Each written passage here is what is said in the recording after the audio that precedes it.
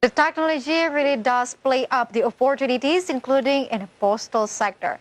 We cannot even deny that digital transformations is disrupting the way businesses operate, the workplaces, and most importantly, the way consumers behave. So what does digital transformation look like in the postal sector? We will discuss it more with Haryadi as Director of Operations and Information Technology of Post Indonesia. Hello, sir. Hello, Kara.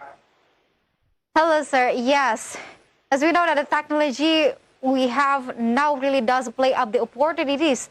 So I would like to know, what is the latest technology that Post Indonesia used to boost the sales and services?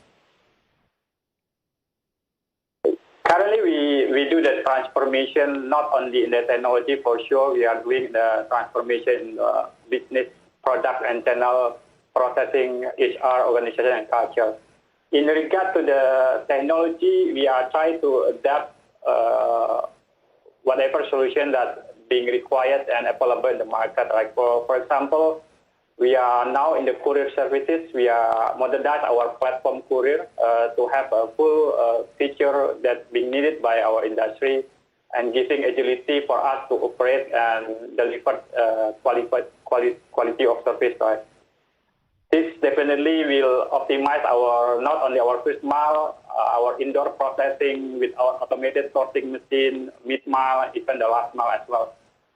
While in the logistics sector, we are enhancing our complete capability from logistics digital platform, which consists from vendor management system, transport management system, warehousing management system, and OMS order management system. While in the fintech, we are leveraging our core hero system into our digital platform as well. So that's what we are currently trying to boost up technology support in our business. All right, sir, that's a very good answer for that. But as we know, that technology really ramps up our today's society. So let's just get straight to the point. How does digital transformations open up new streams of revenue to Post Indonesia? We are in the midst to build up our own super apps. We expected to bring all our services into digital.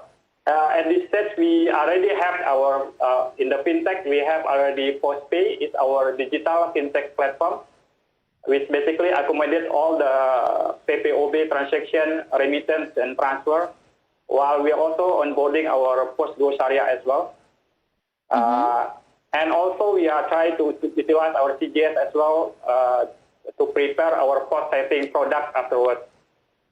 In the courier sector, we are already our digital courier platform, Q-Posin Aja, which basically enable our customer to enjoy courier booking as well as door-to-door service.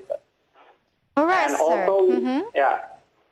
Yes, sir. You mentioned about fintech, you mentioned about Sharia sectors and logistics. That's really wonderful because as we know that the postal sector, if we can see historically, very depending on letter being sent. But right now, postal sector sees a very significant decrease of the letter being sent.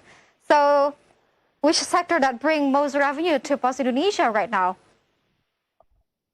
That's true that in the aligned with the global trend, the letter volume is decreasing for sure. Right? However, we know that parcel volume is also growing. Even though at this stage our growth is still less than market growth, right? But still the courier or postal service is still the most contributing in terms of our revenue stream, following with the fintech and as well as the logistics. All right, sir. So other than mails, so Post Indonesia have streams of revenue from the logistics side and also the fintech side. But when we talk about logistics, sir, this logistic market is very competitive.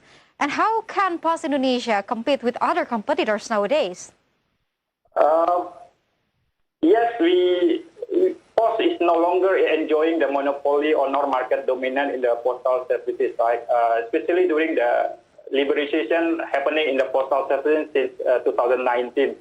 We know that basically the courier service now become the red ocean with so many licenses being given and also aggressive in the competition, right? But we have the strong fundamental to success.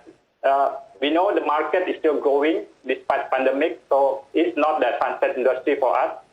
And the second, we also have our physical presence across the archipelago, right? We have the 4,800 our own office infrastructure and more than 60,000 agencies across Indonesia. And definitely we have more than 25,000 is working for us.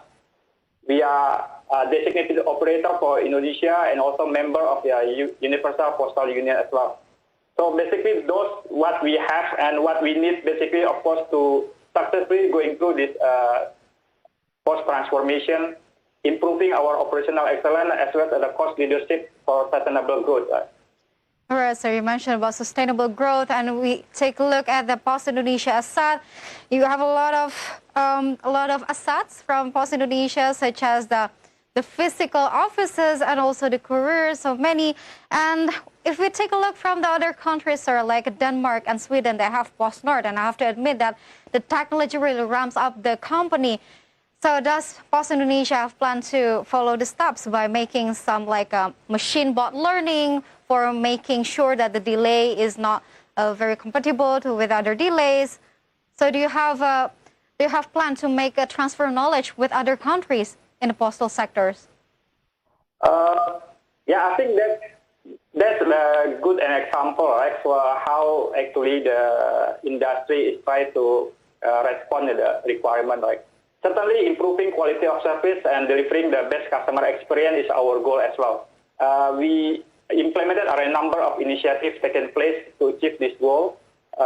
With our digital platform, we already have the full visibility of dashboard in regard of the letter or parcel movement from one timestamp to another timestamp. This is something that we currently implemented to avoid the delay. But using AI to prevent that case is also something good idea for following up. All right, sir. Thank you for your time with us due to the limited time. That was the end of our conversations. Thank you for your time with us, sir. Thank you. So we can take a conclusion that Pos Indonesia right now is focusing on the digital market and also the transformations of the digital of the postal sector itself. And stay with us because market headlines will be right back after this quick break.